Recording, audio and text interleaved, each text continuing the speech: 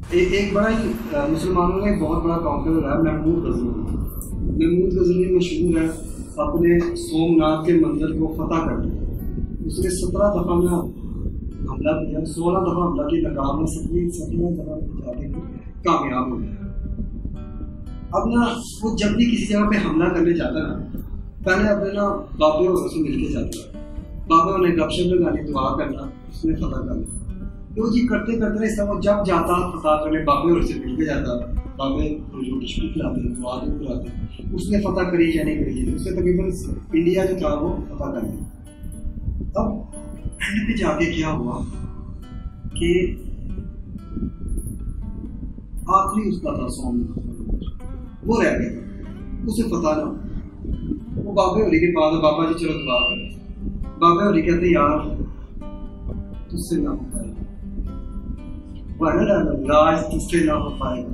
कहता अभी रुक जा। अच्छा वो क्या कहता है? वो कहता है अच्छा ख्वाब तो मेरा यही है सोमनाथ का मंदिर, तू नहीं तो और सही।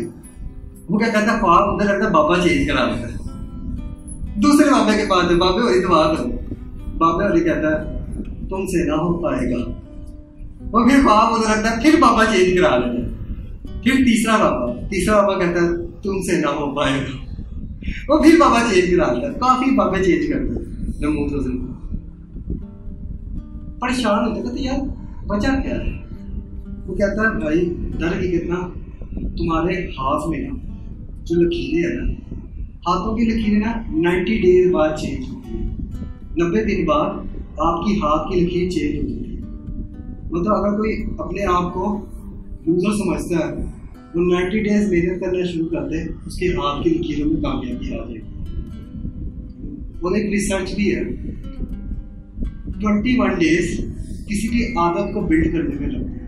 मतलब कोई भी काम करो 21 दिन वो आपकी आदत बन जाएगी, और उसी काम को 90 डेज करो तो वो आपका बिहेवियर बन जाता है। ठीक है, अब क्या होता है? वो कहता है वजह क्या? वो कहता है तुम्हारे ना हाथ की लकीरों में ना एक होती फतह की लाइन, वो पहले थी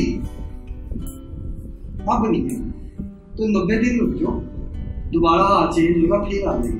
वो कहता है अच्छा कहाँ पे करके थी? वो कहता है यहाँ पे करी। चाकू पकड़ता है, ठीक है।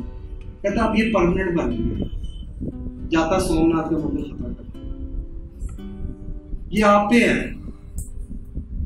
या तो आप पता कर लो, या तो आप पे है, या तो मेरी बातों से समझ जाओ, या तो आपको चाकू ला देना। इट्स अप टू यू, क्या करना चाहते हैं? या तो देखिए, या तो आप अपनी जिंदगी के ख्वाब ड्रीम्स पूरे कर रहे हो, या लोगों के ख्वाब पूरे करवा रहे हो, या तो आपकी अपनी जिंदगी का मकसद होता है, या लोगों की जिंदगी का मकसद होता है, या तो आप अपने डिसीजन खुद कर रहे होते हो, या लोग आपकी जिंदगी में डिसीजन कर रहे हैं।